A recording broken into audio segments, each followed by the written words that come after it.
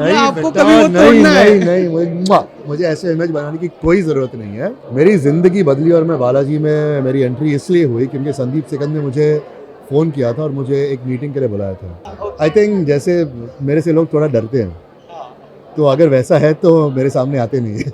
और हम ऐसे ब्लाइंडर्स लगा के अब तक हार्ड वर्क करते आ रहे हैं। जितना वक्त बीते जा रहा है उतना समझ में आ रहा है कि और बहुत कुछ है सीखने के लिए।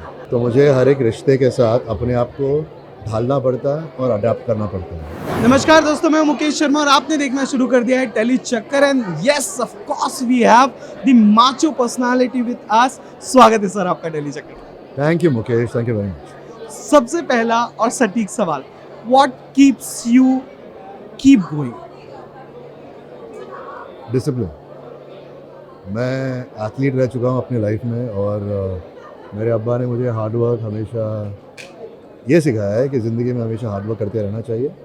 और हम ऐसे ब्लाइंडर्स लगा के अब तक हार्ड वर्क करते आ रहे हैं, इसीलिए रेलेवेंट है शायद, और दुआएं भी। यस सर, कोई एक ऐसी बात जो बतौर एक्टर आपने हमेशा दिल में रखी है और आपको ऐसा है कि ये मैं करना चाहता हूँ या कभी तो कहूँगा, किसी को तो कहूँगा, जो दिल में हमेशा से दबा है? एज एन एक्टर किसी बदलाव को लेकर, किसी चीज़ को? नहीं यार, ऑनगोइंग प्रोसेस है। आई थिंक सब एक्टर्स यही कहते हैं कि they are a student of cinema, तो मैं भी हूँ। और जितना वक्त बीते जा रहा है उतना समझ में आ रहा है कि और बहुत कुछ है सीखने के लिए, तब मज़ा है। Sir, what kind of actor you are? Directors actor या you believe in improvisation, you give your input as well?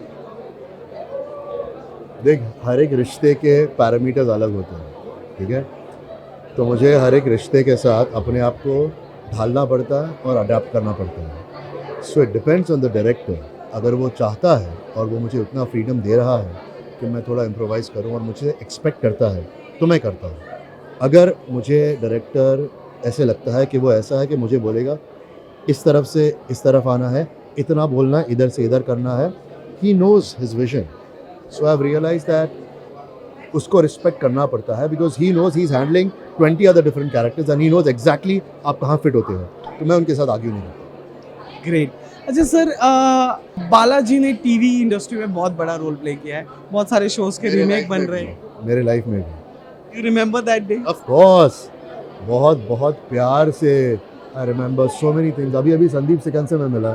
I think मेरी ज़िंदगी बदली और मैं बालाजी में मेरी एंट्री इसलिए हुई क्योंकि संदीप सिकंद ने मुझे फ़ोन किया था और मुझे एक मीटिंग के लिए बुलाया था। तो यार बहुत खूबसूरत यादें जुड़ी हैं बालाजी के साथ। And of course I am ever thankful to Ekta and Shobha ji. मैं क्यूकी के बारे में बात कर रहा था। क्यूकी का सीजन 2 आ रहा है, क्या उम्मीदें, क्या अच्छा बुरा, कैसा लग रहा है? उम्मीद है it's gonna break all records. I feel, I think everyone's looking forward to it. आपको लगता है कि जब आपने बालाजी पे डेब्यू किया था उस वक्त अगर सोशल मीडिया और ये इंस्टाग्राम गेम होता तो आज कुछ चीज़ें अलग होती इन टर्म्स ऑफ नंबर? क्योंकि आजकल खबरें हैं कि फॉलोअर्स देखकर भी टीवी पर काम मिल रहा है लोगों को। हाँ, मैंने भी सुना है ऐसे, लेकिन अब तक कोई नेगेटिव चीज़ नहीं हुई है मेरे साथ उस चीज़ को लेकर। तो I am not the right person to respond to that. I think जैसे मेरे से लोग थोड़ा डरते हैं, तो अगर वैसा है तो मेरे सामने आते नहीं है। तो यू लव ये इमेज बनाकर रखना या आपको बेटा, कभी वो तोड़ना है? नहीं, मुझे ऐसे इमेज बनाने की कोई ज़रूरत नहीं है। बस ये है कि अब ज़्यादा वक्त बीत गया ना, और थोड़े उम्र के साथ है ना, यू स्टॉप टॉलरेटिंग स्टूपिडिटी, क्योंकि आपके पास उतना वक्त नहीं होता। तो ये चेहरे पर झलक जाते हैं। और मैं क्या है, मैं ये समझता हूँ कि to be an authentic actor you have to be completely in touch with yourself.